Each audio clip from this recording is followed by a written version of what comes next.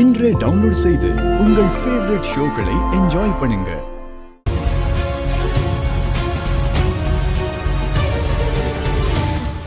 அக்கா, என்ன காரியம் பண்ணிருக்கான்னு பாத்தியாக்கா? அவனுக்கும் உனக்கும் வந்த பிரச்சனைக்கு நான் தான் காரணங்கிற கோவத்துல என்ன கொல்ற அளவுக்கு போயிட்டாக்கா.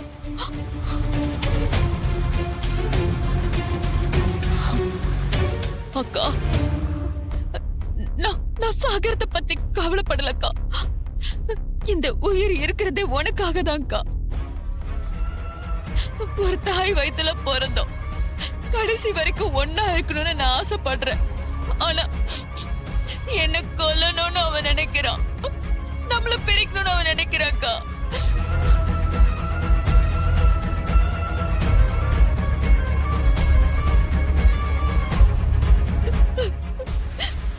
உனக்கு ஒண்ணுன்னா நான் வேடிக்கை பார்க்க மாட்டேன் சந்திரா. ரொம்ப பயமா இருக்குக்கா. அவ இதோட நிறுத்த மாட்டான், மேற்கொண்டு ஏதாவது செய்வாக்கா. அவனை விட்டு வச்சாதானே அவன் அப்படி எல்லாம் செய்வான். இப்பவே போலீஸ் ஸ்டேஷன்ல கம்ப்ளைண்ட் பண்ணி அவனை லாக்அப்ல வைக்கிறேன். கொலை முயற்சின்னு சொல்லி புகார் பண்ணி அவனை உண்டு இல்லைன்னு பண்றேன். வேண்டாங்கா, அப்படியெல்லாம் எதுவும் செய்யாத. என்ன இருந்தாலும் அவன் நம்ம ரேவதியோட புருஷன். நீ எதையாவது கோபத்துல செய்ய போய் நான் தூண்டி விட்டுதான் நீ இப்படி எல்லாம் செஞ்சேன்னு ரேவதி முதற்கொண்டு எல்லாரும் என் தலைய உருட்டுவாங்க. வேண்டாக்கா, வேண்டாம். நீ பேசாம இரு சந்திரா, அதையெல்லாம் நான் பாத்துக்கிறேன். நானே போலீஸ் ஸ்டேஷன் போய் சரண்டர் ஆயிடுறேன். வேண்டாயா, நீ எந்த தப்பும் பண்ணாம நீ எதுக்கியா போய் சரண்டர் ஆகுற? அதெல்லாம் ஒண்ணு வேண்டாயா. இல்ல பாட்டி, நான் தப்பு செய்யலன்னு உங்களுக்கும் எனக்கும் தெரியும். ஆனா போலீஸ் சாட்சியை தான் நம்புவாங்க. அத்தை போய் கம்ப்ளைண்ட் பண்ணாங்கன்னா கண்டிப்பா அவங்க என் மேல ஆக்ஷன் எடுப்பாங்க பாட்டி. அதுக்கு முன்னாடி நானே போய் சரண்டர் ஆகிறது தான் நல்லது. பாவி பாவி, அந்த சந்திரா ராட்சசியால நீ போலீஸ் ஸ்டேஷன் வரைக்கும் போற மாதிரி ஆயிடுச்சேயா. ஐயோ, நான் என்ன பண்ணுவேன்? நீங்க கவலைப்படாதீங்க பாட்டி, எனக்கு எதுவும் ஆகாது. நீங்க நவீன் கிட்ட போன் கொடுங்களா? கொடுக்குறையா. இந்தாயா. சொல்லு கார்த்தி. ஏய், நான் ஸ்டேஷன் போய் சரண்டர் ஆக போறேன். நீ ஜாமீனுக்கு ஏற்பாடு பண்ணு. சரி கார்த்தி, நான் பண்ணிடுறேன்.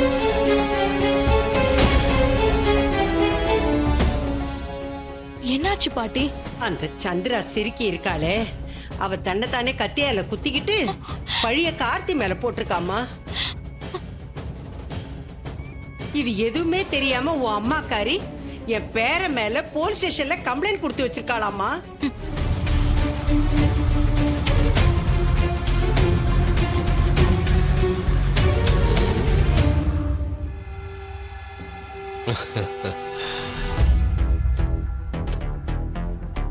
கம்ப்ளைண்ட் கொடுத்துட்டீங்கல்ல, அவனுக்கும் எனக்கும் தீர்க்கப்படாத பழைய கணக்கு ஒண்ணு இருக்கு. இனிமே அவனை நான் பாத்துக்கிறேன், நீங்க போங்க. அவன் அவங்க பாட்டி வீட்டுல தான் இருக்கான், போய் அரெஸ்ட் பண்ணுங்க.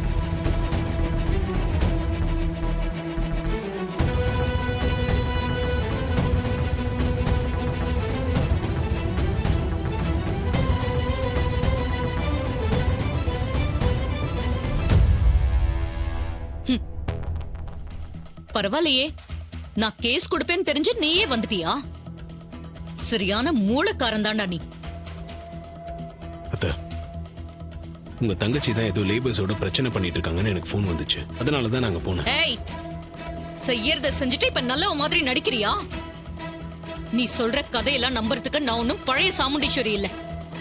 உன் சுயரூபம் என்னன்னு தெரிஞ்சவனா? நான் உன்னை நம்ப மாட்டேன். அத்தை, உங்க தங்கச்சி தான் உங்களை ஏமாத்திட்டு இருக்காங்க. தயவு செஞ்சு நான் சொல்றது கொஞ்சம் நம்புங்களேன். ஏய், இடையில வந்த உன்னை நம்பணும், என் கூட பிறந்த தங்கச்சியை நான் நம்ப கூடாதா? ஒரு உண்மையை மறைக்க எவ்வளவு பொய்ய, எவ்வளவு பித்தலாட்டம். எவனோ ஒரு லூசு பயல ராஜா சேதுபதியோட பேருன்னு நம்ப வச்சிங்களே, உனக்கு வெக்கமா இல்ல? உங்க சுயநலத்துக்காக நடிக்க வச்சிருக்கியே, உனக்கு அசிங்கமா இல்ல? அவன் அந்த கிழவி தம் பேருன்னு வாய் கூசாம சொல்றான். ஏன், ஒரு பெரிய மனுஷி செய்யற காரியம் அது? அதோட அவன் எங்களை எத்தனை தடவை முட்டாளாக்கி இருக்கான் தெரியுமா? என்ன வேற அத்தை அத்தைன்னு கூப்பிட்டு அசிங்கப்படுத்திருக்கான். எனக்கு இதெல்லாம் நினைச்சா கூட கொன்னுடணுங்கிற கோவம் தான் வருது. சார், இன்னும் என்ன பாத்துக்கிட்டு இருக்கீங்க? கம்ப்ளைண்ட் தான் கொடுத்துட்டேன்ல, அவனை உள்ள தூக்கி போடுங்க. இப்பவே என் டியூட்டியை செய்யறேன் மேடம். Constable sir. இவனை லாக்அப்ல போடுங்க. Okay sir. வாங்க.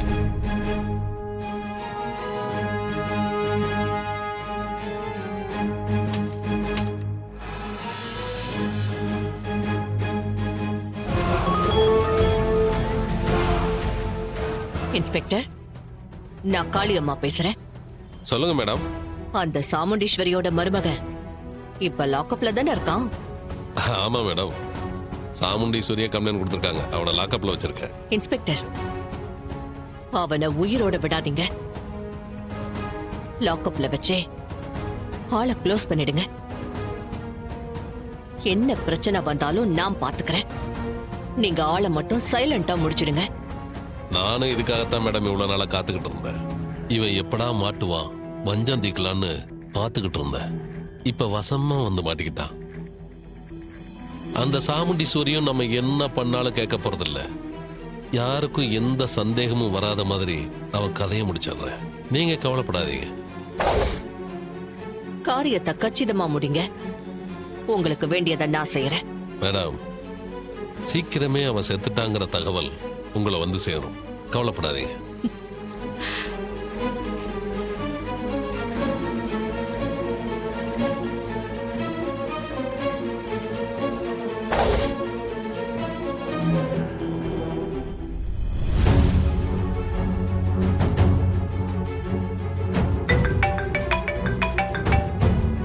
ஏய் துர்கா, சொல்லு, எப்படி இருக்க?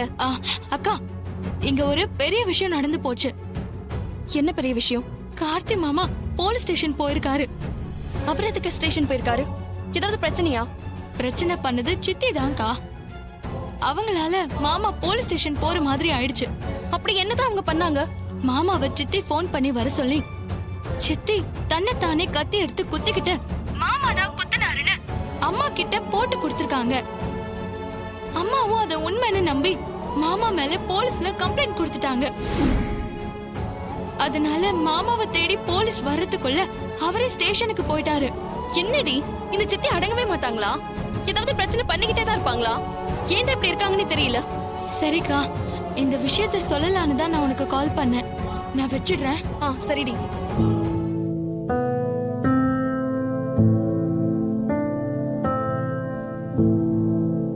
ரேவதி, ரேவதி வரேன்க்கா. ரோகிணி, இப்ப எதுக்கு ரேவதி கூப்பிடுற? விஷயம் இருக்குங்க, நான் சொல்றேன். ரேவதி வரேன். வா. என்னக்கா? உன் வீட்டுக்காரர் இப்போ போலீஸ் ஸ்டேஷன்ல இருக்காரா?